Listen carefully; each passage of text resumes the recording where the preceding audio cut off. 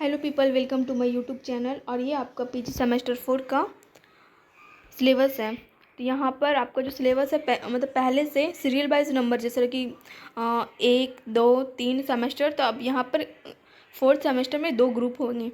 उसमें से आपको जो ठीक लग रहा है, मतलब जो इजी लग रहा है पढ़ने में या फिर जो सही लग रहा है, वो ग्रुप आप लोग चूज़ कर सकते हैं।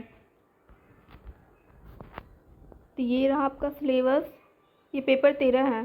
पेपर 13, 14 और 15 आपको सिलेबस में मिलेगा। बाकी 16 पेपर जो होगा वो खुद मतलब सर HOD देंगे, वहाँ से आपको थीसिस लिखना है।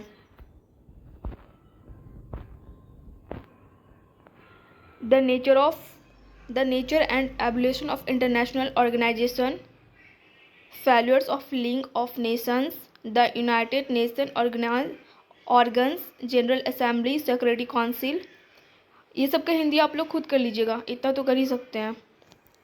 The United nation agency, UNESCO, Pacific settlement of international disputes, enforcement actions. ये आपका ग्रेजुएशन अगर आपको शायद याद होगा तो ये पेपर जो ये टॉपिक आपका pacific settlement of international disputes वाला सेमेस्टर 4 में या 5 में ये टॉपिक था।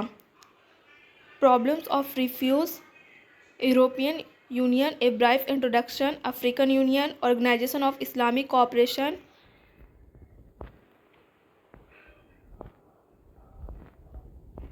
ये आ गया पेपर 14। ये ग्रुप ए का है। International law, definition, nature, scope and importance.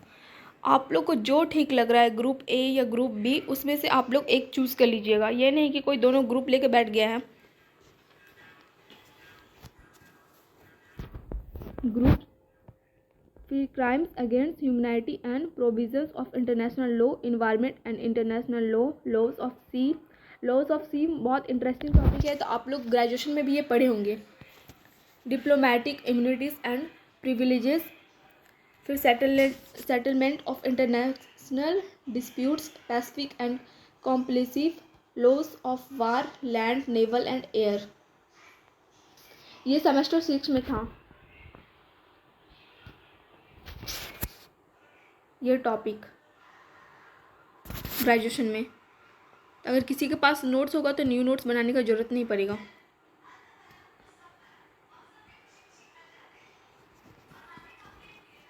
ये आ गया आपका पेपर 15।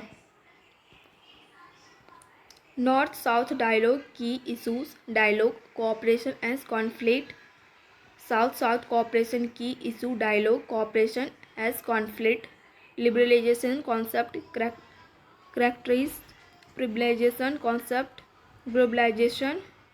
ये तो वैश्वीकरण, उदारीकरण, ये पहले से ही पढ़ा हुआ है ग्रेजुएशन में, और शायद आपका पीजी में भी था सेमेस्टर 2 या 3 में।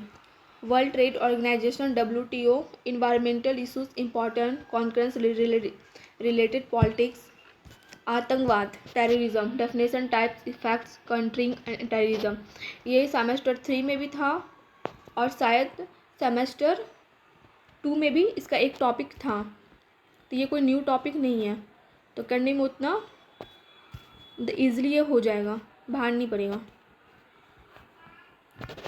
और ये रहा 4th सेमेस्टर का ग्रुप बी, जिसमें पेपर 13।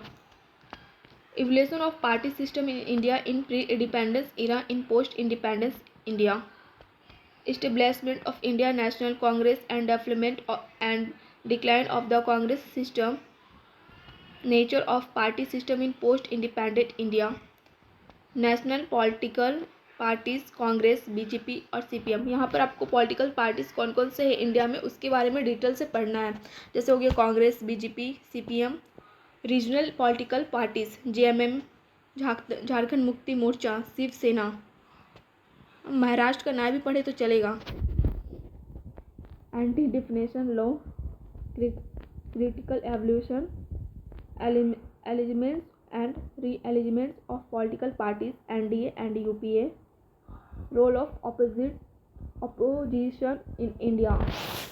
आप लोग को एक बात बोलना चाह रहे हैं कि आप लोग जितना भी टॉपिक है थोड़ा सा करेंट से भी रिलेटेड देख लेना, क्योंकि इस बार जो क्वेश्चन पूछ रहा है तो सबको लग रहा है कि चलो प्रीवियस ईयर कर लिए तो क्वेश्चन फंस जाएगा, पर वैसा हो नहीं रहा है। कि आप लोग भी देख रहे होंगे कि ये क्वेश्चन जो आ रहा है सारा कुछ कुछ टॉपिक्स प्रीवियस ईयर से पूछ रहा है, पर बाकी सारे करेंट अफेयर्स से ही आ रहा है, उससे रिलेटेड करके। तो थोड़ा करेंट अफेयर्स पे आप लोग ध्यान देकर इस पर नोट्स तैयार कीजिएगा।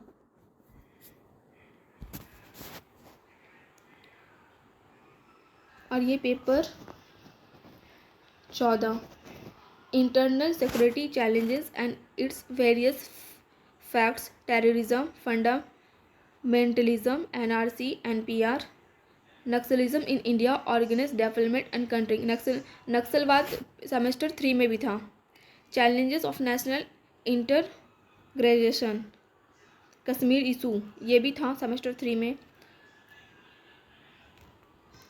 Politics of reservation, impact issue of creamy layer, ये भी था सेमेस्टर 2 में। क्रीमी लेयर और non creamy layer.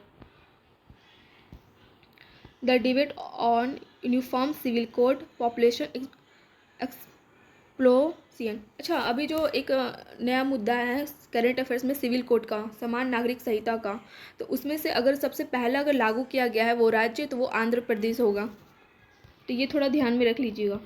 Impact of liberalisation and globalisation of India, उदारीकरण और वैश्वीकरण, मतलब बहुत अच्छा टॉपिक है ये।